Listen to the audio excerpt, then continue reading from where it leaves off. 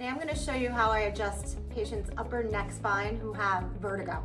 So sometimes the upper neck can shift out of alignment, and that very first bone in the neck, C1, actually portions of your brainstem, your medulla oblongata, actually go into your C1 vertebrae. So sometimes if C1 is out of alignment, that can cause what we call cervicogenic vertigo, meaning coming from the cervical spine. Some of my patients can't handle a rotary adjustment when they have vertigo because they're already spinning or the room is spinning.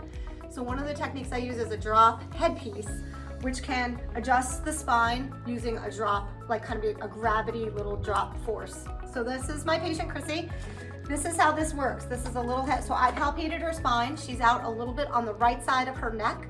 So I'm gonna put a little force to adjust her upper neck spine using the headpiece. So the headpiece lifts like this and it drops down like that. Just tension on this a little bit. There we go. Did that drop again? No. Okay. So just like this, you put a little bit of a force in the upper neck spine. See if this is gonna lift. And you only have to do it like 2 or 3 times. Good. And now right on your back for me. And then I'm just gonna palpate again to make sure that I got that bone to move. Yeah, and it did.